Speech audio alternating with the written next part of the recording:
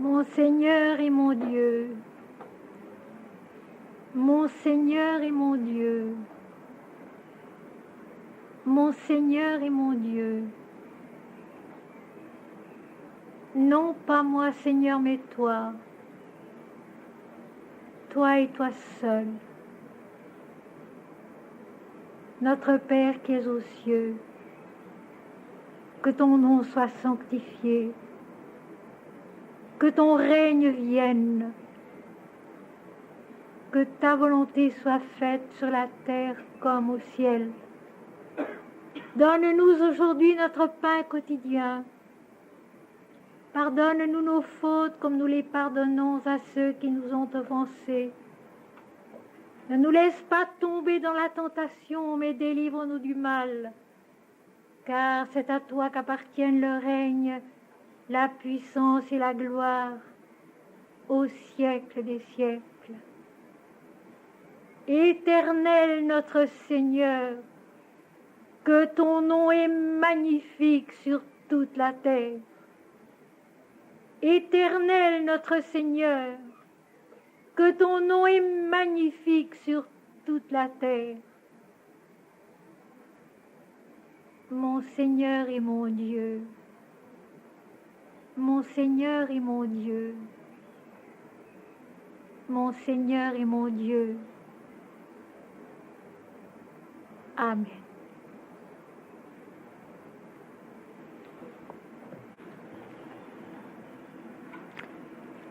Tiré des sentiers de l'âme,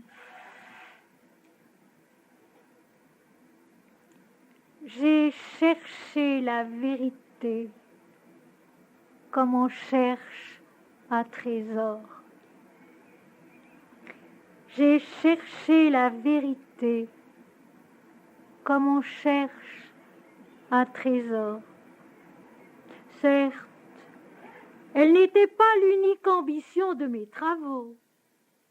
Qui peut dire ce qu'il y a tout au fond de nos désirs? Car ils sont comme des visages que la course du soleil marque d'ombres changeantes. Et ils sont comme la terre qui cache sa semence. Au travers de tant d'aspects, où sont la fantaisie et l'orgueil, j'ai cherché la vérité comme les eaux obéissent à leur loi. Mais l'ange s'est dressé au seuil du paradis, et de son glaive il a brisé tout le langage de mon cœur. Puissante est la vérité, inimaginable est-elle, et au-dessus de toute stature. J'essayerai de dire d'elle, la glorieuse, l'ineffable, ce qui la contraindra le moins. Sache, ô terre dont les formes sont sans fin, sache que nul ne peut transmettre la vérité. Mais sache aussi que la capture de la vérité n'est pas inaccessible à notre champ. Je dis champ parce que la conquête de la vérité est une œuvre d'amour comme le chant. La conquête de la vérité est une peine pour nous qui vivons dans la peine inlassable, pour nous qui sommes la sueur de tout ce qui s'accomplit dans le sein sanctifié où son âme et notre âme se perçoivent et se confondent dans un baiser qui durera jusqu'au matin. J'ai cherché la vérité comme on cherche une loi, comme on cherche la clé d'une pensée, la justesse d'une action. Et j'ai trouvé la vérité dans la joie de ma recherche. Où est la vérité? Elle tombe des lèvres qu'a brûlé le tison de l'ange, et seuls la reconnaissent ceux qui l'attendent avec un cœur d'amour.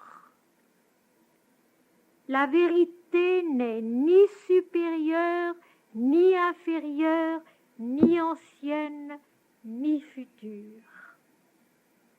La vérité n'est ni supérieure, ni inférieure, ni ancienne, ni future. La vérité est dans la chaleur même de la vie, dans la peine et dans ce qui dépasse la peine.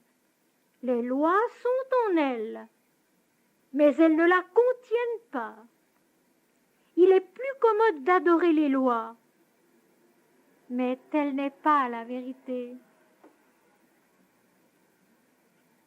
La vérité se voile, et elle ne se révèle qu'à la mesure de nos forces. La vérité se voile, et elle ne se révèle qu'à la mesure de nos forces. Nul ne peut donner la vérité, pas même les saints, pas même les sages de Dieu. La vérité se donne elle-même à ceux dont le cœur souffre à cause de sa présence. La parole des sages et des saints, la parole des Écritures disent la vérité conformément à l'intelligence. Elle ne la donne point.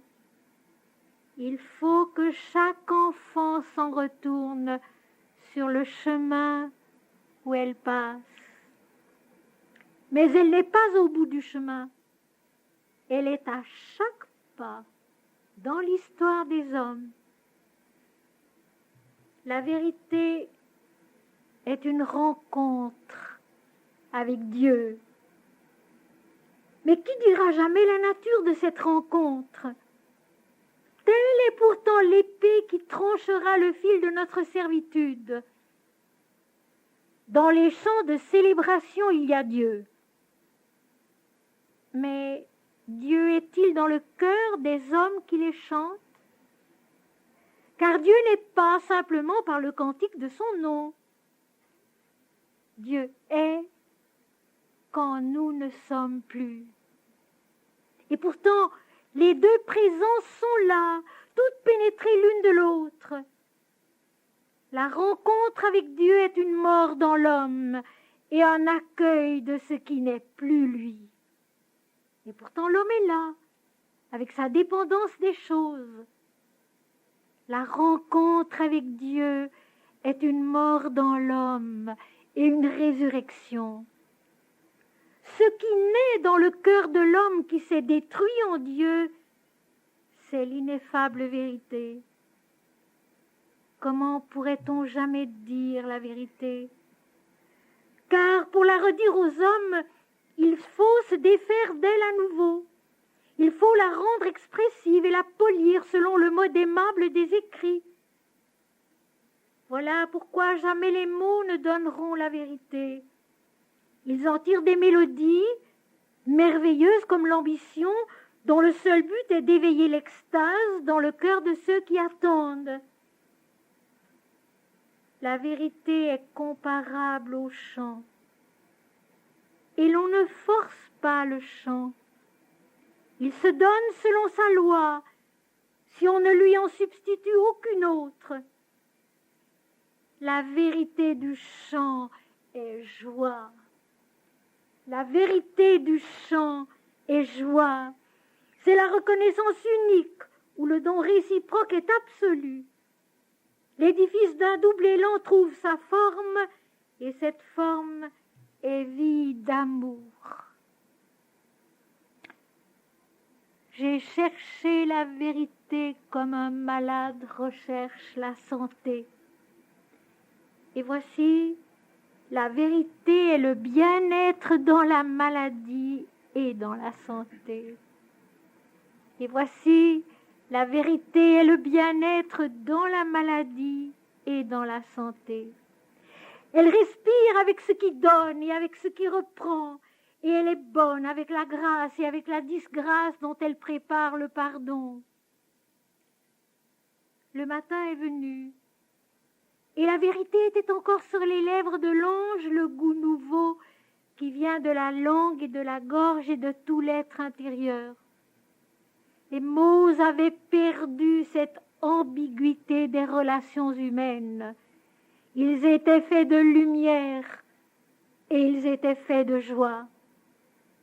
Sache, ô terre dont les formes sont sans fin, sache que l'ange, ayant fermé le paradis, a donné le courage du chant et la promesse de la justice dans la récompense.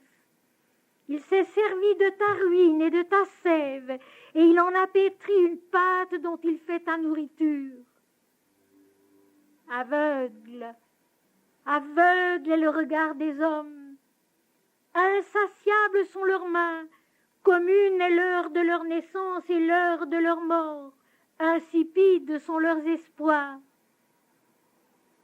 Console-toi, ô terre d'infortune et de gloire, oublie ta détresse. Il n'appartient pas à l'homme de donner l'espérance, mais à Dieu. Et l'espérance de Dieu, c'est la réponse de la vérité à notre attente.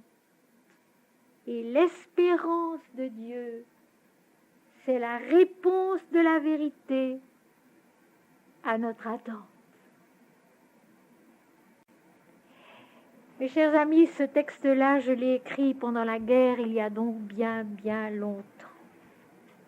Il est encore absolument actuel pour notre soirée d'aujourd'hui, la dernière, au bout des 9 mois pendant lesquels nous nous rencontrons assez régulièrement à Lausanne, à Gier, à Crébérard, en France, à Paris, à Grenoble, à Lyon, à Toulouse. Notre dernière soirée après 9 mois d'un cheminement ensemble, dans les difficultés, dans les joies aussi. Et ce soir, j'ai choisi dans les évangiles un texte que nous n'avons non plus encore jamais lu ensemble et qui est une excellente conclusion à tout ce qui a été dit au cours des mois, à tout ce qui a été tenté par les uns et les autres au cours des mois. Il s'agit de la parabole bien connue du bon grain et de l'ivraie. L'ivraie qui est une sorte de graminée se mélangeant assez fréquemment et facilement au blé et y causant parfois de grands ravages. Il s'agit de l'Évangile selon saint Matthieu chapitre 13, Évangile selon saint Matthieu chapitre 13, versets 24 à 30. Peu de versets, une profondeur d'enseignement insondable. Comme toujours, lorsqu'on laisse au texte toute sa puissance, sa révélation, sa profondeur spirituelle, au lieu de n'y voir qu'un épisode passager du Christ sur la terre. Jésus essaye de toutes sortes de manières d'expliquer la vérité à ceux qui l'écoutent et notamment à ses disciples. Et il leur proposa une nouvelle parabole. Une parabole, une image de la vie. Et j'ai souvent dit que toute la vie est une parabole. Toute la vie est une image qui pour nous devient une sorte de miroir dans lequel nous apprenons à nous connaître, nous nous voyons et nous pouvons comprendre quelque chose de nous-mêmes, de la vie et de Dieu. Il leur proposa une autre parabole et il dit: le royaume des cieux est semblable à un homme qui a semé une bonne semence dans son champ. Mais pendant que les gens dormaient, son ennemi vint, sema de l'ivraie parmi le blé et s'en alla. Lorsque l'herbe eut poussé et donné du fruit, l'ivraie parut aussi. Les serviteurs du maître de la maison vinrent lui dire, « Seigneur, n'as-tu pas semé une bonne semence dans ton champ? D'où vient donc qu'il y a de l'ivraie ?» Il leur répondit, « C'est un ennemi qui a fait cela. » Et les serviteurs lui dirent, « Veux-tu que nous allions l'arracher ?» « Non, dit-il, de peur qu'en arrachant l'ivraie, vous ne déraciniez en même temps le blé. Laissez croître ensemble l'un et l'autre jusqu'à la moisson. Et à l'époque de la moisson, je dirai au moissonneur, arrachez d'abord l'ivraie et liez-la en gerbe pour la brûler, mais amassez le blé dans mon grenier. » Une histoire d'aujourd'hui, une histoire de la terre aujourd'hui, une histoire intérieure à nous-mêmes aujourd'hui, une histoire merveilleuse qui a beaucoup à nous apprendre et une grande clarté à nous apporter. Vous savez que depuis 16 ans que nous travaillons ensemble, que nous cheminons ensemble, j'ai toujours résolument dédramatisé les textes, je les ai impersonnalisés, je les ai intériorisés, en leur donnant une signification beaucoup plus haute, beaucoup plus spirituelle et beaucoup plus valable, non pas seulement autrefois lorsque Jésus parlait, mais ici, maintenant et plus tard également. Un texte sacré est un texte toujours vrai, toujours utile, toujours révélateur de la vérité. Un texte qu'on peut toujours mettre en pratique, où que l'on soit, n'importe comment on est. Mettre en pratique, commencer et avancer. Jésus donc compare une fois de plus le royaume des cieux, le royaume de Dieu, que l'on pourrait appeler le règne de l'esprit de vérité. Le royaume des cieux, c'est le règne de l'esprit de vérité en nous-mêmes et dans le monde. Et ce règne n'est pas simple, il n'est pas facile, nous allons le voir. Ce royaume, dit-il, est semblable à un homme qui a semé une bonne semence dans son champ. Dans les paraboles du Christ, l'homme qui fait ceci, qui fait cela, le maître de la maison, le maître de la vigne, c'est Dieu. Dieu qui, dans notre vie, le champ de notre vie, le champ CHAMP de notre vie, sème une bonne semence. Ce champ, c'est nous, cette terre, ce travail qui va se faire dans la terre, la germination, la croissance, et puis la floraison, le fruit, le blé. Nous allons préciser un peu ce champ de notre devenir, ce champ de notre croissance à nous, notre piété, notre prière, notre travail, notre tâche quotidienne, notre devoir quotidien. Et puis, si nous en avons la faculté et la soif, la méditation, l'adoration, la louange du Seigneur, le recueillement intérieur dans lequel on peut grandir en esprit et en vérité. Dans tout cela, Dieu sème une bonne semence. La semence de la vie, la semence de la croissance, la semence d'un devenir qui va être un fruit. Un fruit nourrissant, bon à manger, permettant à son tour à la vie de grandir et de se développer. Ce chant, c'est nous-mêmes et c'est le royaume de Dieu en nous. Jésus l'a dit, le royaume de Dieu est au-dedans de nous. Les sages de l'Inde le disent et le répètent, Dieu est en nous. Il ne sert à rien d'aller le chercher en faisant des kilomètres et des kilomètres de voyage, il est en nous. Et si nous ne l'avons pas trouvé en nous, nous ne le trouverons pas ailleurs non plus. De même que si nous ne conquérons pas la paix et la joie en nous-mêmes, ici où nous sommes, nous pourrons bien faire d'immenses voyages, nous ne les trouverons pas non plus ailleurs. Il faut les conquérir en nous-mêmes. Le champ, c'est nous.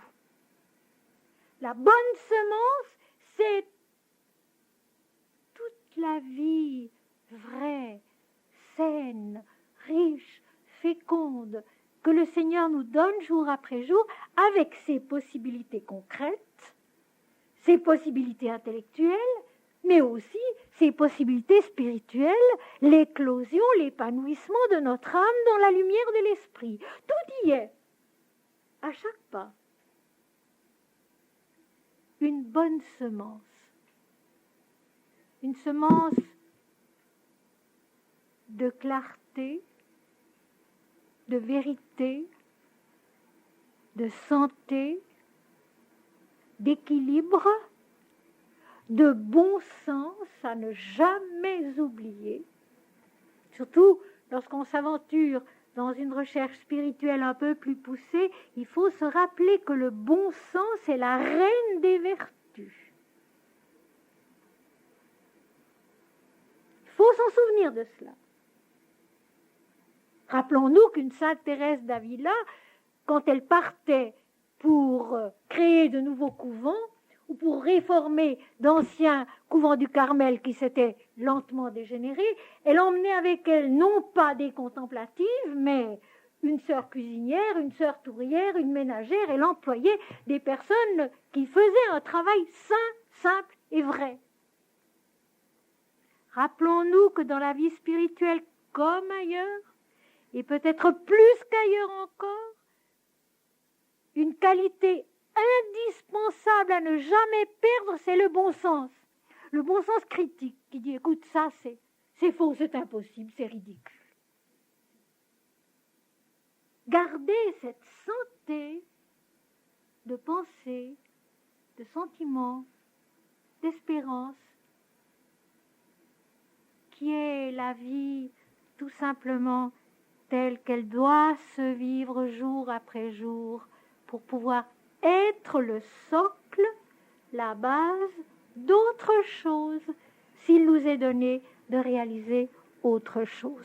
Ce champ, c'est tout ce que nous sommes, dans lequel le Seigneur a semé une bonne semence. La semence tout simplement de la vérité de la vie, de la santé de la vie, de la beauté de la vie. Nous avons parlé à Paris ce printemps du yoga de la beauté. C'est un élément à ne jamais oublier. La recherche et l'amour de la beauté. Ce qui est laid n'est pas bon, n'est pas vrai. Il est souvent difficile de savoir où est la vérité. Il est souvent difficile de savoir où est la justice, la justesse aussi. La beauté est plus facile à reconnaître. La beauté est plus facile à aimer. La beauté est plus facile à cultiver. Et la beauté ne trompe pas. Parce que pour que quelqu'un ou quelque chose soit beau, il faut en même temps qu'il soit vrai et propre. Je dirais que le yoga de la beauté, la discipline de la beauté est d'un grand secours dans les moments difficiles. Se souvenir qu'il y a la beauté, il y a un beau morceau de musique, il y a un beau tableau. Nous ne pouvons pas chacun posséder dans nos maisons des vrais tableaux, mais nous pouvons posséder heureusement de bonnes reproductions, puisqu'aujourd'hui on fait de bonnes reproductions. Un beau tableau, avec un beau sujet, une belle statue, ou bien le souvenir d'une belle église, ou bien la visite d'une belle église. La beauté est d'un grand secours. Il faut s'en souvenir parce que la vie est pleine de difficultés. Notre ivrée de tout à l'heure, nous allons bien voir comment elle agit et comment on peut et on doit s'en défendre. La bonne semence, la vie elle-même, si merveilleusement articulée, équilibrée, l'organisme de notre être, la lucidité de notre pensée, les facultés de notre intelligence, de notre cœur, de notre âme, de notre esprit, tout cela c'est merveilleux. C'est la bonne semence dont nous allons peut-être pouvoir faire quelque chose de beau.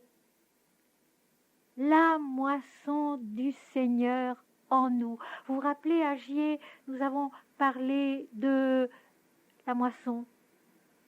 La moisson au chapitre 4 de l'Évangile selon saint Jean. La moisson. Cette belle moisson qui nous attend et qui n'est pas autre chose que une clarté indélébile qui se fait dans notre esprit, dans notre être, à un moment donné, à force de travail. Donc le royaume des cieux est semblable à un homme qui a semé une bonne semence dans son champ. Il y a la vie, il y a tous les éléments sains, pleins de santé de la vie, et il y a cette semence bonne qui doit donner un blé nourrissant et riche. Mais pendant que les gens dormaient, son ennemi vint, se malivrer parmi le blé et s'en alla. J'ai donc dit tout à l'heure, l'ivraie, c'est une graminée qui se mélange facilement au blé dans les champs et qui peut y causer beaucoup de ravages. Pendant que les gens dormaient, les gens qui dorment, qui sont-ils? Ils sont toutes nos facultés, toutes nos capacités, toutes nos activités qui oublient Dieu. Puisque le principe même de la vie pieuse, c'est de se souvenir de Dieu. De se souvenir, si possible, toujours de Dieu. Mon Seigneur et mon Dieu, mon Seigneur et mon Dieu, non pas moi, Seigneur, mais toi, toi et toi seul. Jésus dit, et ceci se trouve dans l'Évangile selon saint Marc, chapitre 13, versets 33 et 37, « Veillez et priez sans cesse. Ce que je vous dis, je le dis à tous, veillez. » Être attentif. Attentif à Dieu dans tout ce qu'on est, dans tout ce qu'on fait. Ça n'est possible que par l'amour. Autrement, vous nous y voyez. Essayez de nous souvenir de Dieu dans tous les détails de la journée. Essayez de penser Dieu alors qu'il faut faire 36 choses. Que la maison appelle, que les enfants appellent, que le travail appelle. C'est impossible. Veiller et prier sans cesse, ça n'est possible que d'une seule manière, en aimant. Et aimer, être capable, devenir capable d'aimer partout, toujours, où qu'on soit. Dans la rue, dans un magasin, dans le train, chez soi, en voyage ou ailleurs, dans son travail ou ailleurs. Aimer où qu'on soit. C'est le grand allègement. C'est la grande libération. C'est veiller et prier sans cesse, aimer. Aimer Dieu tant, et tout simplement que tout ce qu'on regarde parle de Dieu, que tous ceux qu'on rencontre pour nous sont un regard de Dieu. Aimer, tout simplement. Veiller et prier, ce n'est pas une ascèse.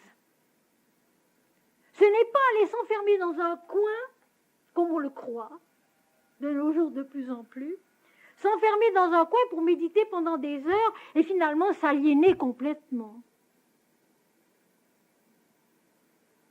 Veiller et prier, nous allons le voir dans la parabole, c'est vivre avec toute la vie, le bon et le mauvais. C'est vivre avec toute la vie, avec nos imperfections autant qu'avec nos qualités, mais en aimant Dieu. Et aimer Dieu, c'est s'oublier soi-même. Aimer Dieu, c'est vraiment s'oublier soi-même. Il y a des prières qui deviennent du pur égoïsme parce qu'on est centré sur soi sans le savoir. Et c'est ça l'ivré, nous allons le voir. La piété doit être joyeuse, gaie, généreuse, désintéressée. Absolument désintéressée. S'il y a eu un enseignement faux, c'est bien celui du salut qu'il fallait faire. Il fallait faire son salut. S'il y a un enseignement qui a été faux, c'est bien celui-là. C'était se centrer sur soi-même et non pas sur Dieu. Notre salut, peu importe. Dieu s'en charge. Nous n'avons qu'à l'aimer. Avancer courageusement, joyeusement dans la vie, qui est bourrée de difficultés chaque jour, et de choses inattendues, désagréables, à tous les moments voulus. Veiller et prier, la vraie piété, mon Seigneur et mon Dieu, non pas ce que je veux, mais ce que toi tu veux. Et ceci non pas avec un air triste de renoncement, mais avec la joie de la confiance. Que ta volonté soit faite et non la mienne, et ta volonté de toute façon c'est mon bonheur. Ta volonté de toute façon, c'est mon bonheur. Jésus dit lui-même, entre dans ta chambre, prie ton Père qui voit dans le secret et qui sait ce dont tu as besoin avant que tu le lui demandes. Seulement voilà, ce que lui sait qui est bon pour nous, ce n'est pas ce que nous lui demandons. Nous demandons selon notre ignorance. Et voilà pourquoi Saint Jean de la Croix, cet immense géant de l'esprit, avait la sagesse de dire ne demandez rien. Ne demandez rien. Adorez, chantez Dieu, ayez confiance, soyez joyeux, mais ne demandez rien. Et dans la méditation, encore plus, mes amis. La méditation, c'est en somme une grâce qui descend sur nous spontanément et d'une manière inattendue. Autrement, ce n'est qu'un effort stérile et souvent dangereux.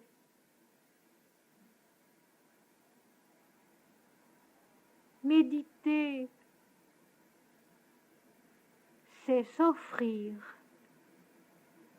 Seigneur, moi je ne sais rien. Toi, tu sais tout. Moi, je ne suis rien. Toi, tu es tout. Me voici pour faire ta volonté. Seigneur, moi, je ne sais rien. Toi, tu sais tout. Moi, je ne suis rien. toi tu es tout. Me voici pour faire ce que tu veux. Et ce que tu veux, je le sais, c'est ma joie, c'est mon bonheur, c'est ma délivrance, c'est ma plénitude. Et puis nos tâches quotidiennes. Il y a un mot qu'on a quasiment rayé du vocabulaire et de la pensée d'aujourd'hui. C'est le mot devoir. Et pourtant, il faut que la semence soit semée. Il faut que le champ soit surveillé, soit arrosé, soit soigné. La vie ne se fait pas sans un certain nombre de devoirs et notre propre corps ne subsiste qu'en obéissant aux lois de ses devoirs. Et de même, nous avons des devoirs à remplir. Et ces devoirs ne sont pas du tout une charge triste, on n'en veut plus aujourd'hui. Résultat, c'est le chaos. Et si vous voyiez le courrier que je reçois, vous seriez littéralement effarés.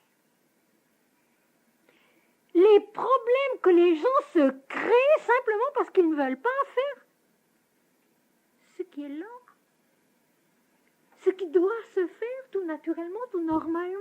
Alors on va chercher des explications de karma et autres qu'on ne comprend pas, et on ne voit pas qu'il y a tout simplement des enfants auxquels il faut penser avant de penser à soi-même. Et on ne voit pas qu'il y a l'autre envers lequel on a des devoirs heureux, mais on se complique en pensant, ça c'est livré, alors dans toute sa beauté, on se complique la vie, les raisonnements, la prière, la méditation, avec toutes sortes de notions mal comprises, fausses, mal enseignées aussi, si bien que plus rien ne peut vraiment se développer, grandir, devenir ce que ça doit être, la moisson du Seigneur. Manandamayi, la merveilleuse sainte de l'Inde qui nous a quittés il n'y a pas tellement longtemps et qui est encore présente parmi nous très très puissamment, écrivait une fois à quelqu'un qui n'a d'ailleurs pas compris: il faut toujours faire tout son devoir en offrant tout ce qu'on fait à ce qu'elle appelait cela, c'est-à-dire l'éternel, l'infini, la vie qui vient de l'éternité, qui coule dans l'éternité, qui continue à s'écouler dans l'éternité, c'est tout. Faire toujours tout son devoir, en l'offrant à cela, à celui qui sait toute la signification du travail, toute la signification de la croissance, toute la signification de la moisson et des accidents qui peuvent survenir en cours de route. Pendant que les gens dormaient, l'ennemi vint, son ennemi vint, sema de l'ivraie parmi le blé et s'en alla. Donc il y a en nous des facultés qui dorment, qui ne dorment peut-être pas toujours, mais qui dorment souvent. Alors, à notre insu, sans que nous le sachions, parce que nous ne sommes pas attentifs, parce que nous ne veillons pas assez, parce que nous n'aimons pas assez. Et j'insiste là-dessus parce que l'amour, c'est la joie. Même dans la souffrance et les difficultés, l'amour, c'est la joie. Mon mari est tombé le 31 mai, de façon très malencontreuse, à un moment qui était aussi mal choisi que possible. Il s'est cassé la 4e lombaire, il a fallu l'hospitaliser, et puis la veille du mariage de notre fils, 3 semaines après, on me l'a ramené à la maison. Un pauvre homme branlant, se tenant à peine debout, ayant bien mal, dans un corset ficelé. j'avais préparé 2 lits, un pour la nuit, un pour le jour, dans une chambre qui donne sur une terrasse, au soleil la journée, sur le jardin. Et nous ne savions pas encore ce soir-là si le lendemain, pour le mariage de notre fils, il serait présent.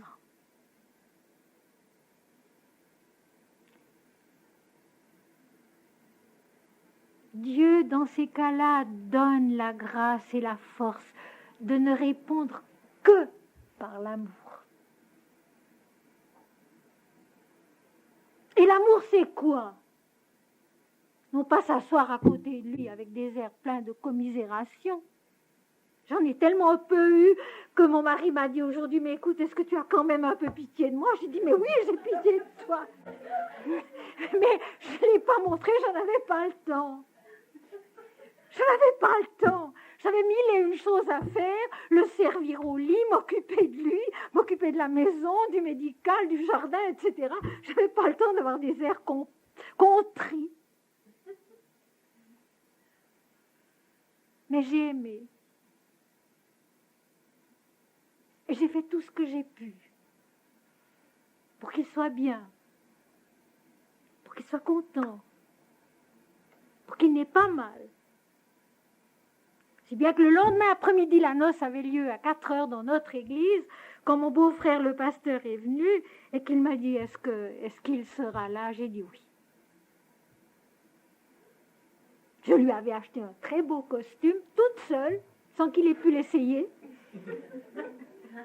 Il était parfait. Alors je l'ai aidé à se préparer et nous sommes arrivés sur le parvis de l'église juste 2 minutes avant qu'arrive la grande voiture d'un de nos cousins avec les 2 mariés dedans. Immense joie pour notre fils et sa fiancée, bien entendu. L'église était comble parce que les braves gens de Saint-Pré étaient présents aussi.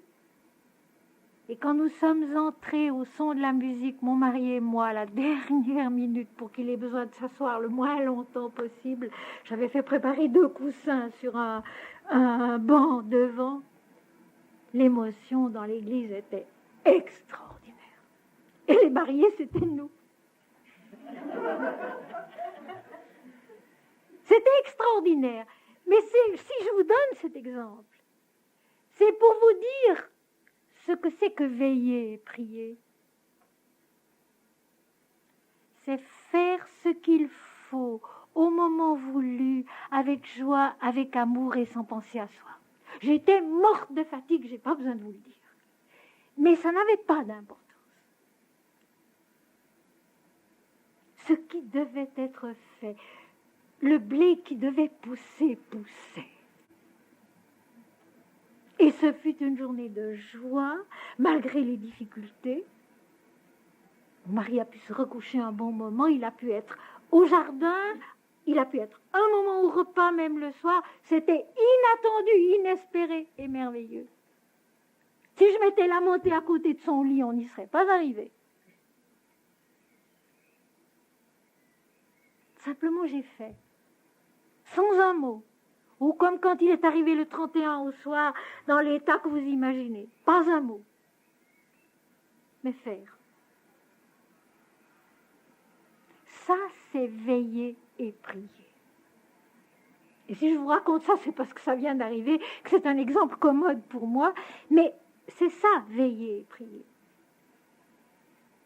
Faire. Faire ce qu'il faut au moment voulu, avec toutes les facultés qu'on possède, toute l'intelligence qu'on peut avoir, mais surtout en ne demandant conseil qu'à l'amour. Vous voulez vous rappeler de ça? Ne demandez conseil qu'à l'amour. L'amour qui n'est pas une sentimentalité. L'amour qui n'est pas une sensiblerie. L'amour qui est une force créatrice, une force révélatrice, une force d'action. Ne demandez conseil qu'à l'amour. Faire son devoir, tout son devoir, en aimant, en en s'oubliant donc soi-même, et ainsi en ayant les yeux levés vers la lumière, vers l'infini, vers l'éternel.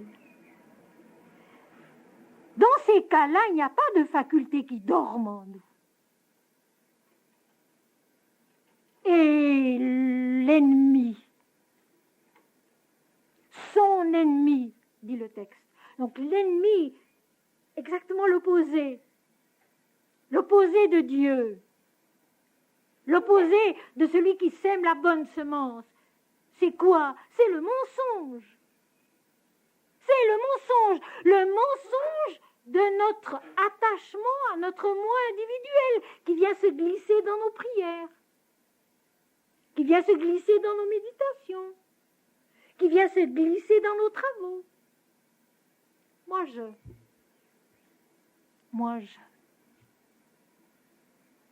à notre insu. Saint Jean de la Croix l'a bien dit. Si vous voulez monter à Dieu, allez-y sans rien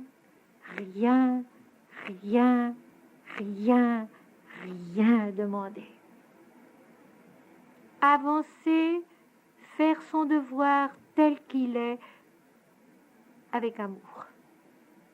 Avec amour pour le travail, avec amour pour les autres, avec amour pour Dieu, avec amour pour la beauté, avec amour pour la perfection, avec amour pour la joie, avec amour pour tout ce que vous voudrez de positif. Et se lamenter à côté d'un lit de malade, ce n'est pas de l'amour. Se torturer de soucis pour quelqu'un qui ne va pas, ce n'est pas de l'amour. Un grand poète belge l'a dit aussi, un grand poète belge qui lui-même a été longuement malade, c'est Maurice Maeterlinck qui disait « Il faut entourer ceux qu'on aime de pensées fortes. » Il faut entourer ceux qu'on aime de pensées fortes, donc de confiance, donc de courage, donc de sourire. Faire ce qu'il faut en aimant et en souriant. Alors, il n'y a pas en nous de facultés qui dorment et l'ennemi ne peut pas venir parce que l'ennemi, c'est le fait qu'au lieu d'avoir les regards tournés vers le ciel, vers en haut, peu à peu, nous tournons nos regards vers nous-mêmes et nous nous enfermons sur nous-mêmes, sur ce que nous désirons et nous perdons le contact avec cette lucidité qui est Dieu en nous. Ce que Dieu veut de nous, qui est toujours dans la direction de la joie, du courage, de la confiance, jamais de l'angoisse, jamais de la tristesse, jamais de la peur. Et maintenant, écoutez bien, c'est tellement merveilleux. Lorsque l'herbe eut poussé, l'herbe pousse, elle germe sous la terre, elle pousse, et au départ, il n'y a pas tellement de différence entre le blé et l'ivraie. L'herbe pousse. La croissance de la vie. La vie continue, elle se développe. La croissance de la vie qui est Dieu. Lorsque l'herbe eut poussé et donné du fruit, ce n'est qu'au moment où l'herbe donne du fruit que l'ivraie paraît aussi.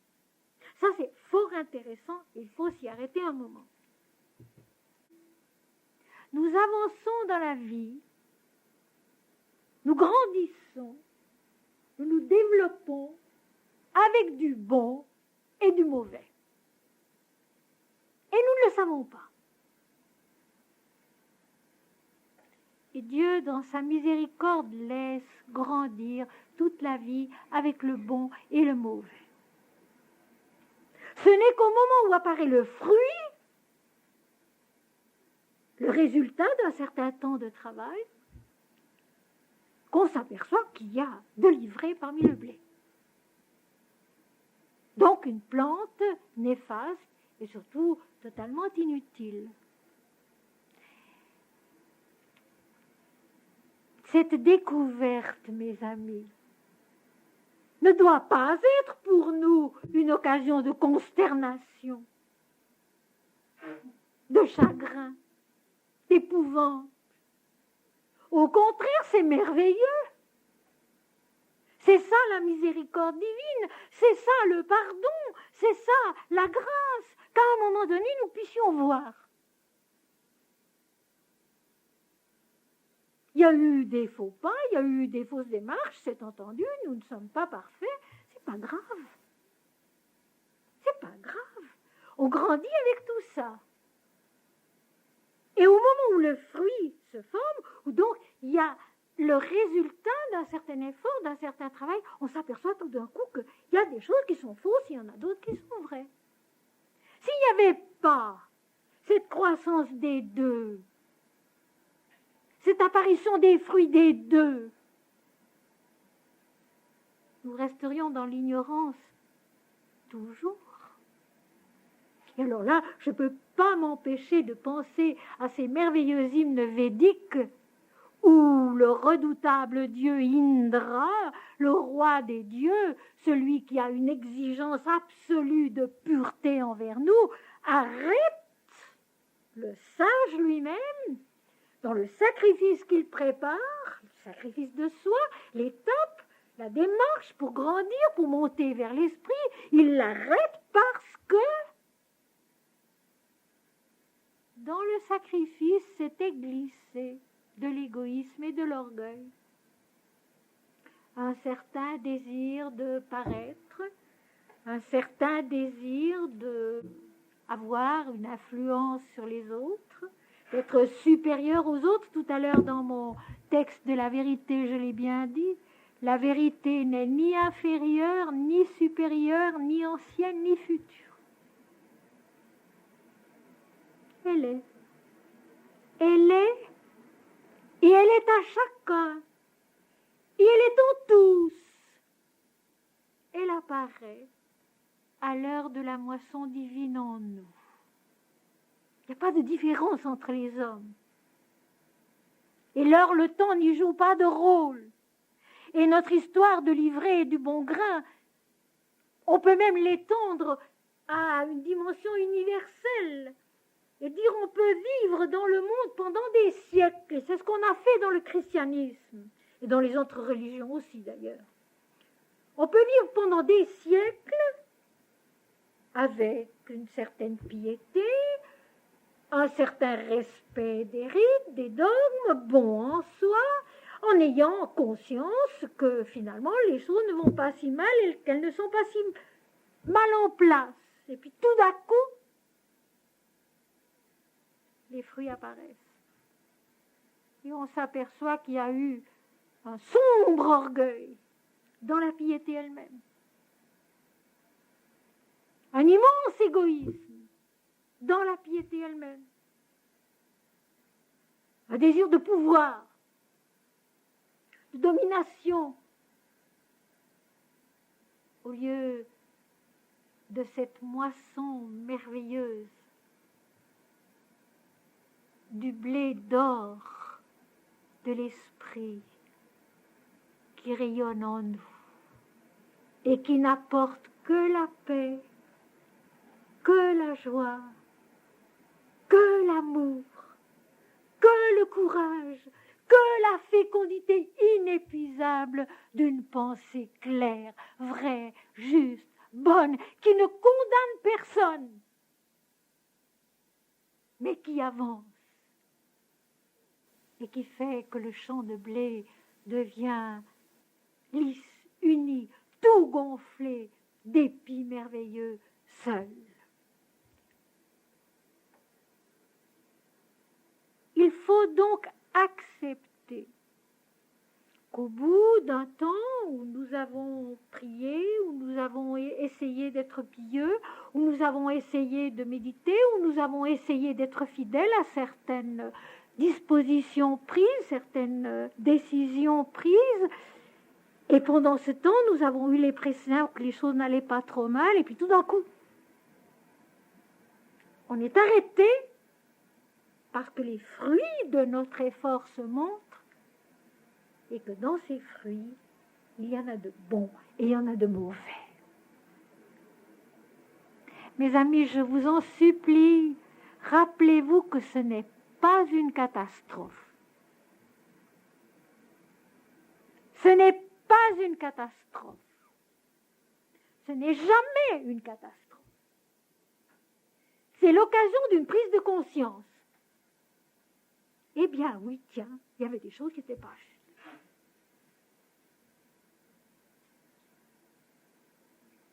Et c'est Dieu qui me le fait comprendre. C'est donc une grâce, c'est donc merveilleux. La maladie joue ce rôle quelquefois. Elle nous arrête, elle nous permet de nous arrêter, elle nous permet de voir clair et de dire, eh bien, tiens, oui, il y avait des choses qui n'étaient pas justes. Et ce n'est pas moi qui le découvre, c'est Dieu qui me le fait découvrir par la maladie. C'est une grâce, c'est une miséricorde.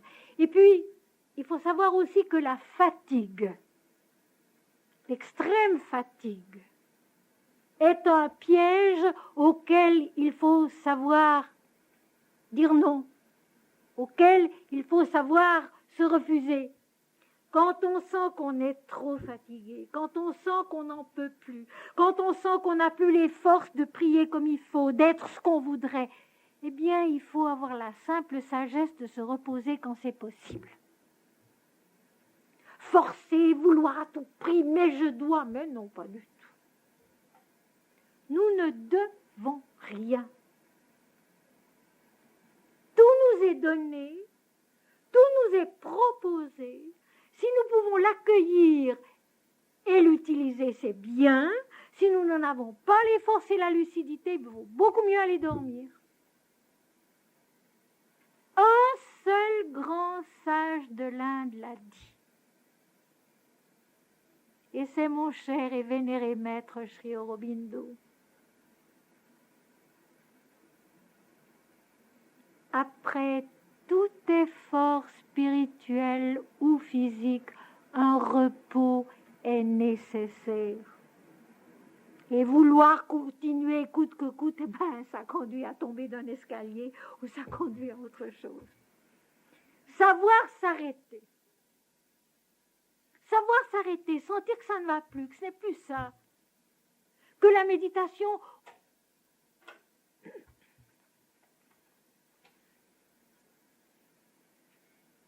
que la méditation et la prière ne sont justes que si elles apportent la joie, l'apaisement, la tranquillité d'esprit. Si nous sommes agités, si nous sommes inquiets après nos méditations, avant nos méditations, que nous arrivons dans une période où ça ne va plus très bien, il faut s'arrêter. Je l'ai dit souvent déjà, je le répéterai encore des centaines de fois. Il faut s'arrêter. Parce que c'est la preuve que le moi individuel, l'ego, a pris possession de notre méditation, dont nous ne sommes plus le maître, a pris possession de notre prière, qui n'est plus une prière à Dieu, mais pour nous-mêmes, et que finalement, on n'aboutira à rien de juste. Il faut s'arrêter. Se reposer. Faire des travaux tout simples, se promener dans la nature si on en a la possibilité, se détendre avec des amis si on en a l'occasion. Mais il faut s'arrêter, ne pas forcer coûte que coûte. Cela, voyez-vous, un artiste le sait. Et c'est probablement une des choses qui m'a été le plus utile dans ma sadhana, ma démarche intérieure. C'est l'artiste en moi qui savait très bien que quand c'est fini, quand on est fatigué, quand on est épuisé, les poèmes qu'on écrit ne sont plus beaux et ne valent rien. La musique qu'on fait n'est pas bonne et ne vaut rien. L'artiste le sait, lui. Il se rend compte que c'est pas ça, alors il se dit, c'est bon, j'attends.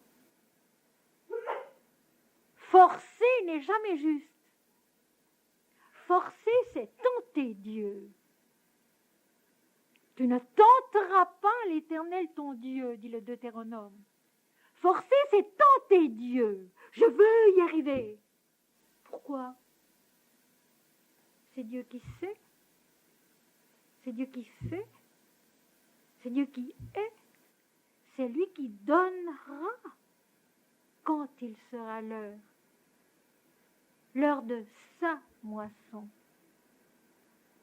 Ne rien exiger, ne rien attendre, mais grandir avec les bonnes qualités et les mauvaises, et puis quand le fruit vient nous dire il y a du mauvais, en tenir compte, en prendre note, et comme nous allons le voir dans notre parabole, attendre que le Seigneur lui-même nous dise ce qu'il faut faire. Les serviteurs sont consternés. Les serviteurs, eh bien, c'est la prière sincère en nous, c'est la fidélité, c'est la bonne volonté, c'est le travail qu'on a fourni, c'est l'effort qu'on a fourni.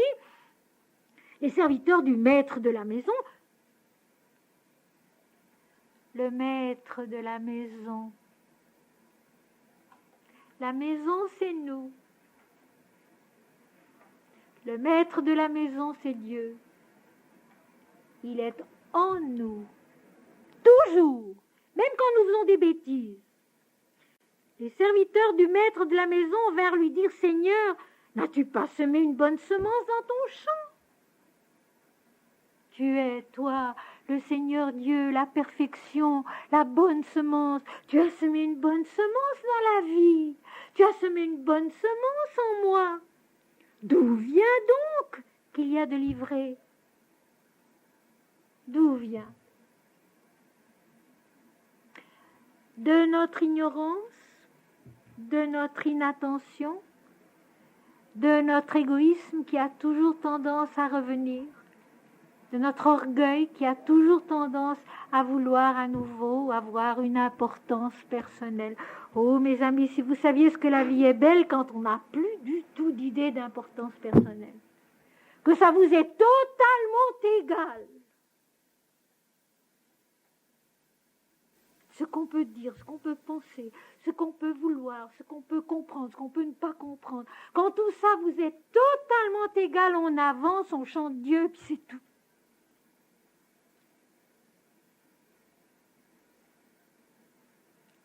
Les serviteurs viennent vers le maître de la maison et posent la question, mais d'où vient, Seigneur? Tu as semé une bonne semence, nous avons fait ce que nous avons pu, qu'est-ce qui s'est passé? Et le maître de la maison, qui est le Seigneur de notre vie, celui qui règle, celui qui a créé parfait, celui qui maintient l'équilibre, celui qui donne la semence, celui qui donne la force, la croissance, répond très simplement, c'est un ennemi qui a fait cela. C'est quelque chose qui s'est faussé dans le cheminement de la vie. Et ça, mes amis, ça arrive toujours. Et je sais que les professeurs de musique disent souvent à leurs élèves qui se découragent de ne pas arriver à surmonter telle ou telle difficulté, disent souvent, mais c'est par les fautes qu'on apprend. C'est par les fautes qu'on apprend. C'est un ennemi qui a fait cela. Quelque chose de faux qui s'est glissé dans la croissance de mon champ. Mais mon champ reste mon champ. Et ce qui est merveilleux, c'est que nous comprenons par là que le Seigneur nous attend, nous accueille avec cette croissance en nous qui est à la fois bonne et mauvaise. Vous connaissez la parole de la Bhagavad Gita? Comme l'homme vient à moi, ainsi je le reçois, dit le Seigneur. Eh bien, le Seigneur répond, c'est un ennemi qui a fait cela. Et les serviteurs lui demandent, veux-tu que nous allions l'arracher? Faire. Se dépêcher de faire. L'homme veut vite faire. Enlever l'ivraie, corriger, enlever ce qui est faux. Mais il leur répondit, non. De peur qu'en arrachant l'ivraie, vous ne déraciniez en même temps le blé. Attention. Laissez pousser ensemble le bien et ce qui est faux. Et c'est une chose que je constate de plus en plus dans les correspondances que j'ai, dans les conversations que j'ai avec les gens. C'est impressionnant de voir comme en même temps le juste et le faux grandissent ensemble. Et qu'il ne faut surtout pas y toucher. Il y a des cas supra-délicats où si vraiment je touchais à ce qui est faux, je détruirais le tout, effectivement. Alors laissez faire. Laissez venir en même temps ce qui est juste et ce qui est faux, en sachant que Dieu veille et que l'amour fera au moment voulu. Non, de peur qu'en arrachant l'ivraie, vous ne déraciniez en même temps le blé. Je voudrais dire ceci qui est très important. Il faut être patient envers soi-même. Il faut être patient avec soi-même. Ne pas se vouloir plus grand ou meilleur qu'on est. On est comme ça. On grandit avec des éléments qui sont évidemment justes et beaux et bons, et d'autres dont nous savons très bien qu'ils ne sont pas tellement justes et beaux et bons. Mais laissez grandir tranquillement tout cela ensemble. À un moment donné, ce qui doit tomber tombe de nous. À un moment donné, quand c'est mûr, quand c'est prêt, ce qui doit tomber tombe de nous. Si on veut le faire tomber trop vite, on aboutit à des malheurs. Et encore, Saint Jean de la Croix, que j'aime décidément beaucoup citer et beaucoup lire, s'insurgeait contre ses collègues, les prêtres, les moines, qu'il appelait des tueurs d'âmes, qui voulaient trop corriger tout le temps, qui ne laissaient pas les âmes grandir, pousser comme elles pouvaient, comme elles étaient, en les confiant à Dieu, et qui finalement détruisaient le bon en même temps que le mauvais. Non, dit-il, laissez pousser le bon grain et l'ivraie ensemble, de peur qu'en arrachant l'ivraie, vous ne déraciniez aussi le bon grain. Le fruit a montré qu'il y avait du bon et qu'il y avait du mauvais. Laissez tranquillement aller les choses. Continuez la vie. Continuez la croissance de la vie. Et attendre l'heure de la moisson qui est l'heure de Dieu. L'heure de la moisson qui est l'heure de Dieu et non pas la nôtre. C'est dans ce sens que, en passant, je voudrais le dire une fois, le perfectionnisme humain est un terrible piège. Le perfectionnisme humain est un terrible piège. On s'attache à des choses qui sont en fait secondaires, on les veut parfaites et de ce fait-là, on a un sentiment de supériorité, de mieux faire que les autres, d'être plus fidèle que les autres. Alors que, en réalité, la perfection, c'est pas là qu'il faut la chercher. La perfection, c'est beaucoup plus haut qu'il faut la chercher. La perfection, il faut l'attendre de Dieu. Avoir cette patience et cet amour qui sait qu'on grandit avec du bon et du moins bon, mais que la perfection viendra de Dieu, d'en haut, la perfection de l'esprit, qui est une lumière de l'âme et qui est tout autre chose que le perfectionnisme humain. Ceci, j'aimerais le dire, parce que c'est important. Des personnes très bien intentionnées, souvent, sont piégées avec ça. Finalement, c'est de l'ivraie qui pousse et pas du bon grain. La perfection, elle n'existe que dans la plénitude de l'esprit, dans la beauté de l'âme, dans la lumière de la vie supérieure de l'être qui finalement deviendra la moisson de l'être entier. Mais pas avant. C'est une impatience, c'est un piège. Non. Laissez pousser ensemble le bon grain et l'ivraie, de peur qu'en arrachant l'ivraie, vous ne déraciniez en même temps le blé. Laissez croître ensemble l'un et l'autre jusqu'à la moisson. Laissez croître ensemble l'un et l'autre jusqu'à la moisson, jusqu'au moment de la moisson de Dieu en nous, où vraiment le blé sera mûr et pourra donner le bon pain, ce pain dont Jésus dit au chapitre 6 de l'Évangile selon saint Jean, le pain du ciel qui vient de Dieu pour donner la vie au monde, le pain nourrissant de la vraie vie, de la vraie plénitude, de la vraie perfection. Laissez croître ensemble l'un et l'autre jusqu'à la moisson.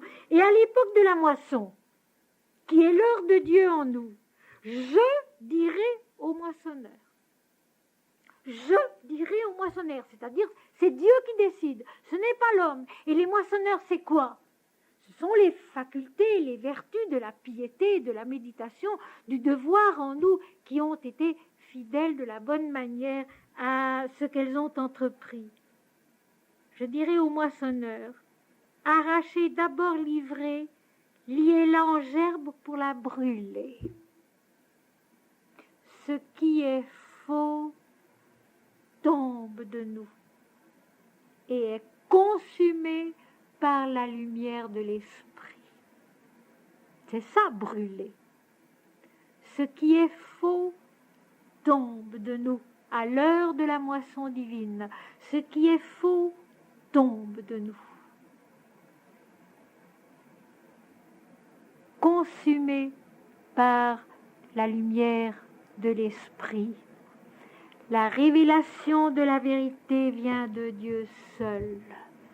L'homme se propose et Dieu lui répond quand il est l'heure de la moisson pour lui, en nous, et non pas l'heure de la moisson que nous décidons avec impatience.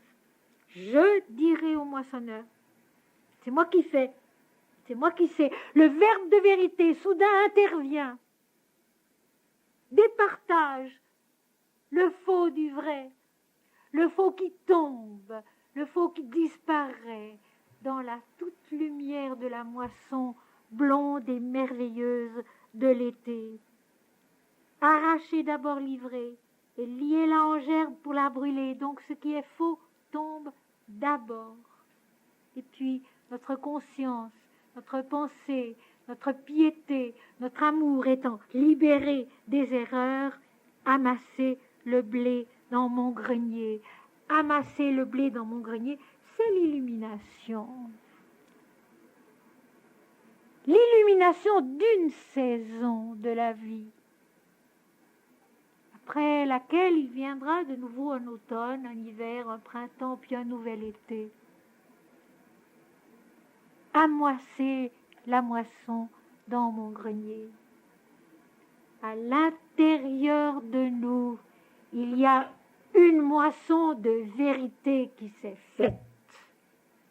Au travers de ce qui était juste, au travers de ce qui n'était pas juste, il y a une moisson de la vérité qui s'est faite.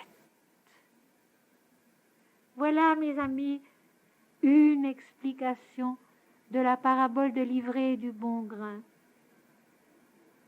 Une explication qui se veut le commencement d'une recherche, le commencement d'une compréhension qui est intérieure, qui est actuelle, qui fait partie de la vie de la terre, de la vie extérieure, de la vie du monde, mais qui est avant tout une leçon de notre croissance intérieure vers une moisson de bon grain. Une moisson de bon grain qui est une conquête de vérité en nous.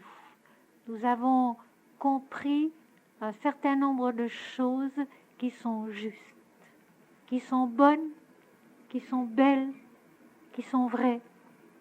Il en reste encore beaucoup d'autres à conquérir. Ce n'est qu'une saison, un été avant d'autres. Souvent, je l'ai déjà dit, ce n'est jamais la fin.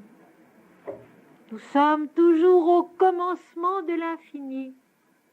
Une moisson après laquelle il en viendra d'autres. Si nous sommes de bons serviteurs, de bons moissonneurs, qui font le travail qui doit être fait et qui obéissent à la parole du maître de la maison. Et il est consolant, mes amis, de savoir que le maître de notre maison, c'est Dieu et non pas nous.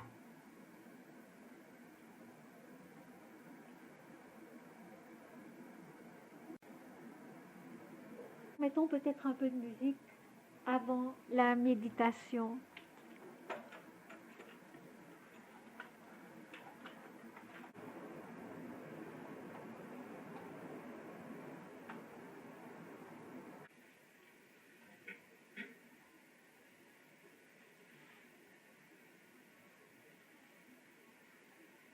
Le Seigneur sème sa bonne semence dans la vie en nous. Le Seigneur sème sa bonne semence dans la vie en nous.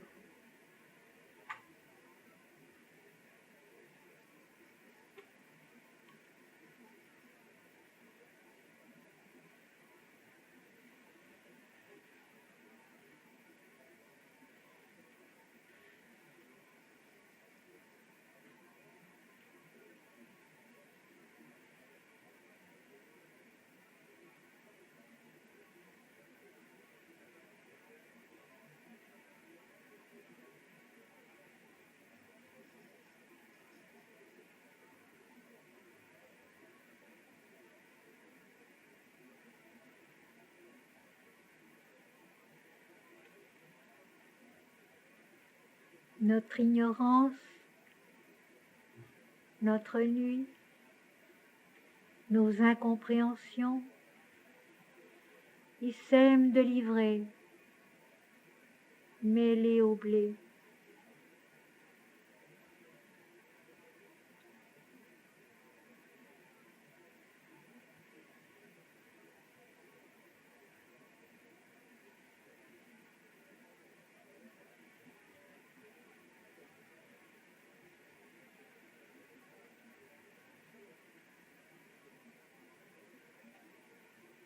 Mais le Seigneur, dans sa grâce, laisse pousser ensemble la bonne semence et l'ivraie. La croissance de la vie, où le meilleur et le pire poussent ensemble. Notre conscience qui grandit avec sa lumière et ses ténèbres,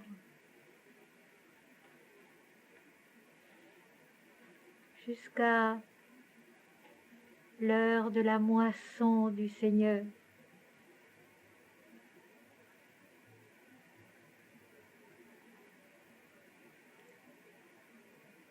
Alors les ténèbres tombent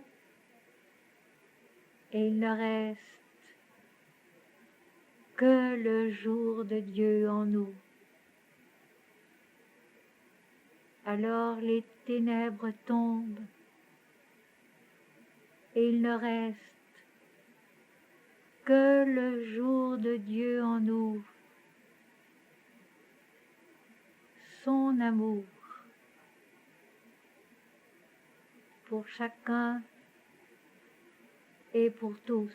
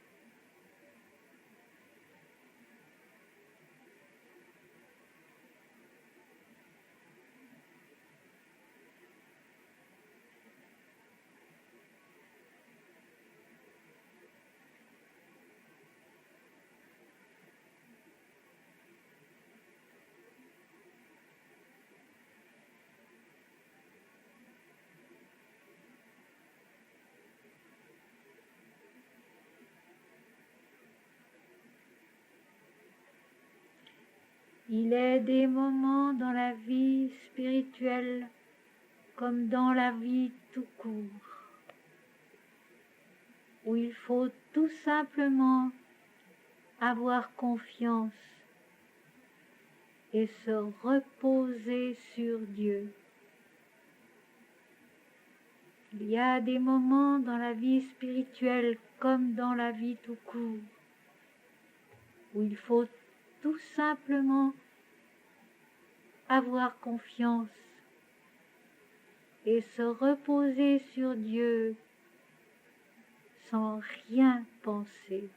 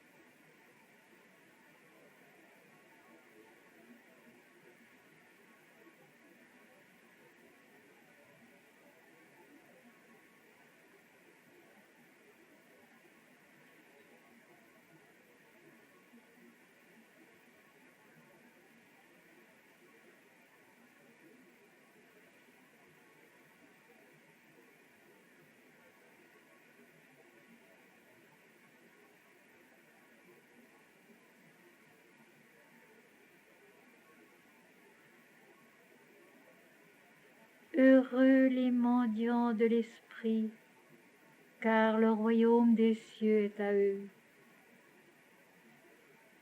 Heureux les affligés, car ils seront consolés.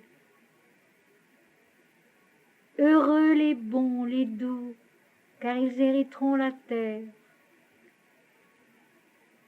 Heureux les miséricordieux, car ils obtiendront miséricorde. Heureux ceux qui ont faim et soif de la justice, de la vérité, car ils seront rassasiés. Heureux ceux qui procurent la paix, car ils seront appelés fils de Dieu. Heureux ceux qui ont le cœur pur, car ils verront Dieu. À force d'amour, conquérir un cœur pur qui ne voit que le bien, qui ne voit que la beauté, qui ne voit que le divin et non point le mal. Acquérir à force d'amour un cœur pur qui voit Dieu partout, dans la maladie comme dans la santé, dans la joie comme dans la tristesse, dans la vérité comme dans l'erreur. Un cœur pur qui ne voit Dieu, qui ne voit que Dieu partout, parce qu'il est rempli de Dieu. Un cœur pur qui voit Dieu partout, parce qu'il est rempli de Dieu.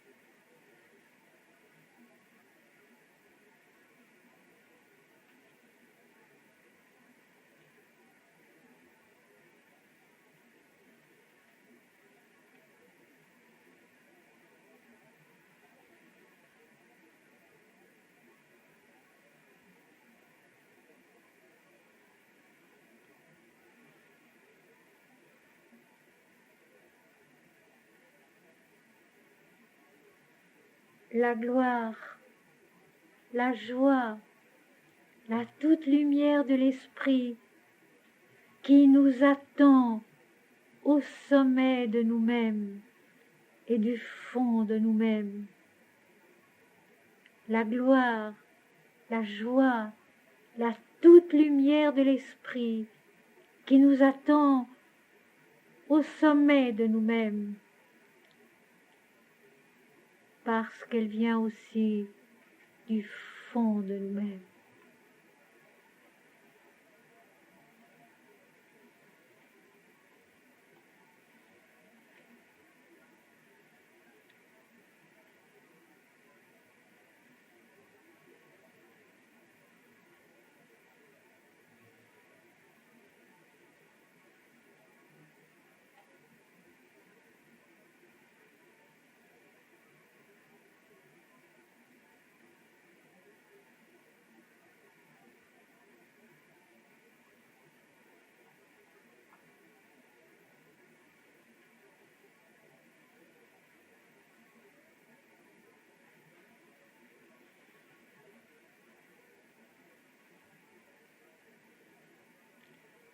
Om Shri Ram, Jai Ram, Jai Jai Ram.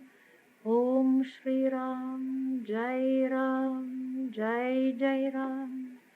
Om Shri Ram, Jai Ram, Jai Jai Ram.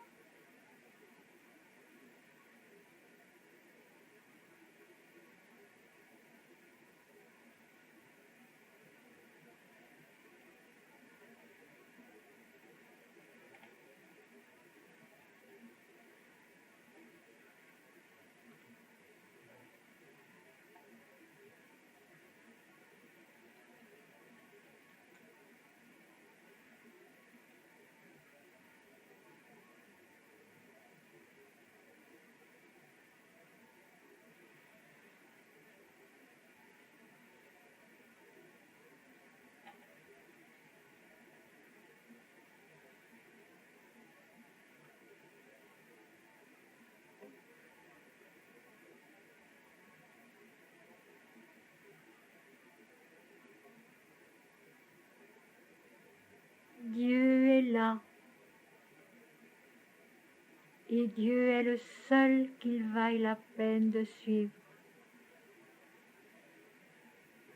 Dieu est là, et Dieu est le seul qu'il vaille la peine de suivre. Dieu est là,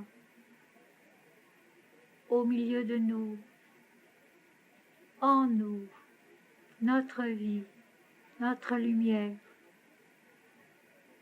Et Dieu est le seul qu'il vaille la peine de suivre, le seul qui ne déçoive jamais.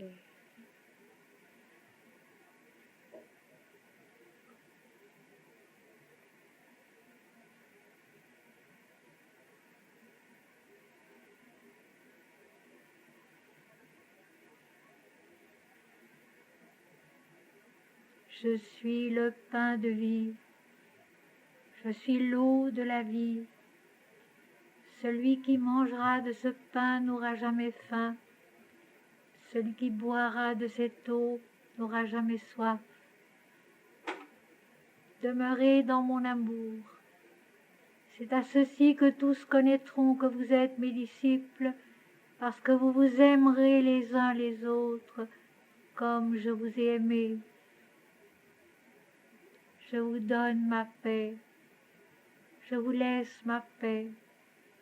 Je ne la donne pas comme le monde la donne. Je vous donne ma paix. Je vous laisse ma paix. Je ne la donne pas comme les hommes la donnent.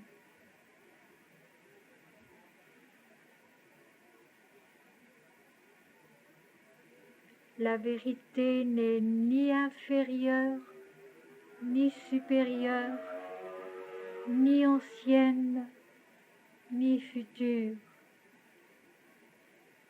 Elle est à chaque pas la joie de l'espérance, de la recherche et de l'amour.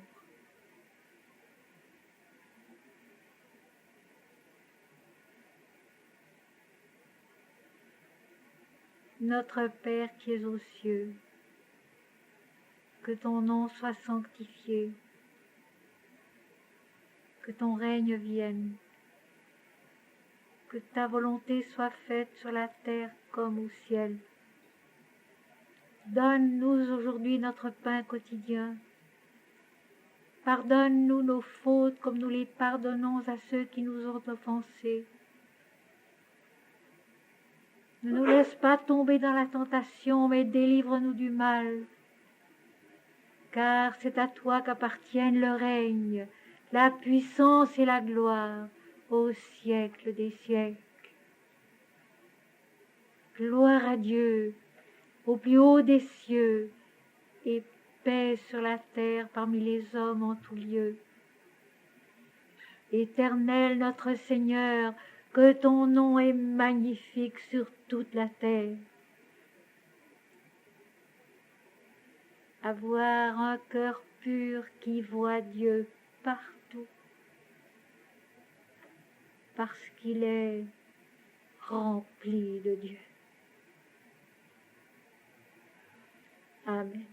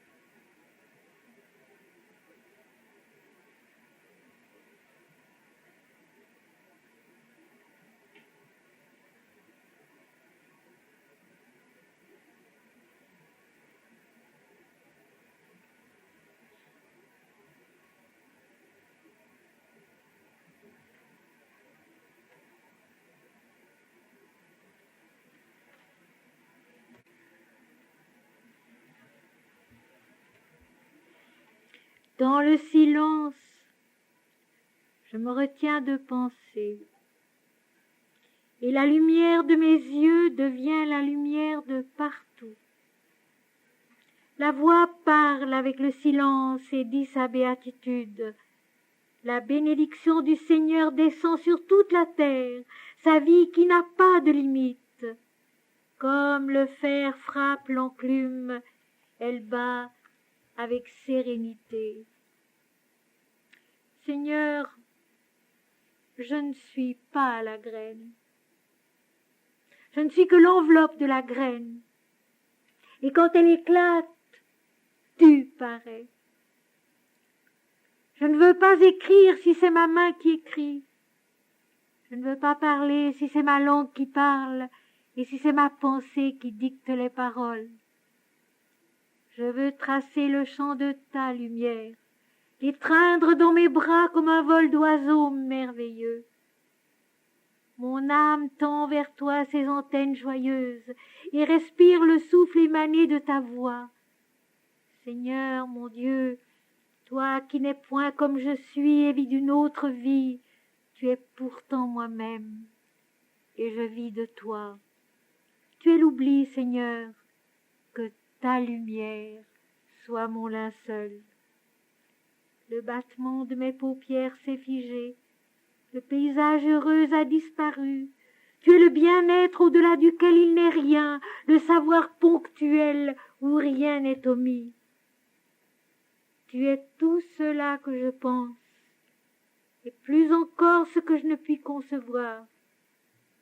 Tu es tout cela que je vis, et plus encore ce que je ne sais pas devenir. Tu es l'auréole et tu es l'ombre, à l'abri de laquelle je me cache pour mieux savourer ton pardon, ton amour. Tu es le chant que j'égrène sans le vouloir avec tes jours qui vont vers l'inconnu. Tu es le sens infaillible des mots dont j'ai perdu l'origine et la joie pour que tu me les rendes, ô Seigneur. Plus beau d'avoir été nourri de ta présence, plus vrai d'avoir éprouvé ta victoire en eux. Je ne m'agenouille pas devant toi, je m'agenouille en toi. Et je perçois, léger comme le vol immatériel d'un ange, le corps splendide de ta gloire, qui est notre immortalité.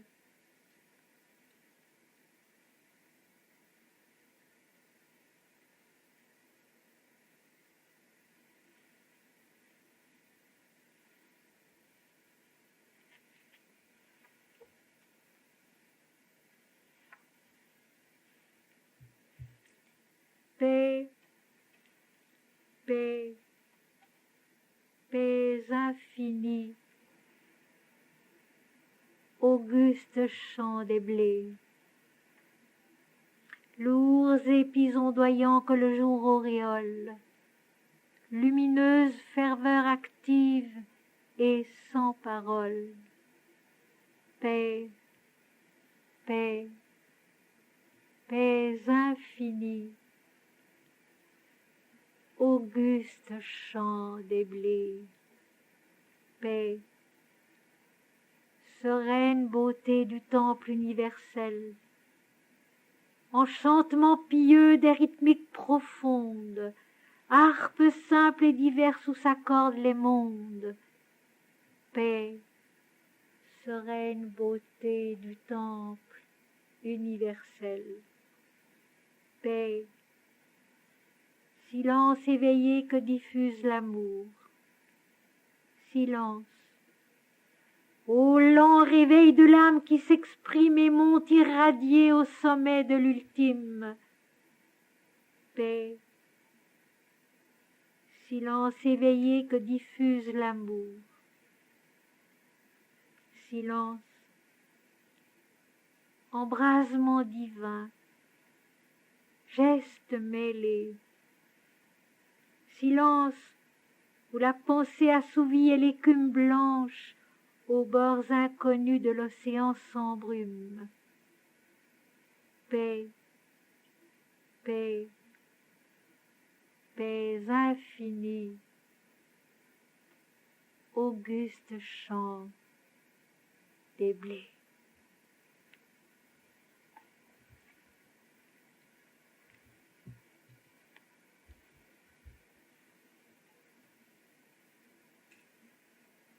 Mes amis, nous voici à fin juin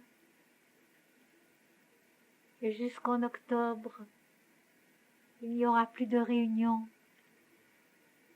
Nous allons les uns et les autres pouvoir laisser se décanter et croître en silence ce qui a été déposé en nous. Pour chacun de nous, c'est différent. Nous avons tous aussi besoin de nous reposer. Tous aussi besoin de nous arrêter d'écouter, de nous arrêter d'entendre, de nous arrêter de lire des textes. Nous en avons tous besoin. Ils nous ont enrichis, ils nous ont beaucoup apporté, ils nous ont beaucoup aidés, beaucoup donné de joie et aussi beaucoup proposé de réflexion. Et maintenant, nous allons nous taire au-dedans de nous-mêmes pour préparer la possibilité de la venue de la parole de Dieu qui toujours à nouveau attend notre silence pour pouvoir s'élever en nous. À tous, je souhaite un très bon été qui a merveilleusement commencé.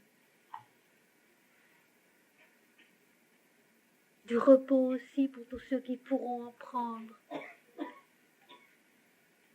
Nous continuons à cheminer ensemble, peut-être même parfois plus proches les uns des autres, parce que ça se fait dans le silence intérieurement.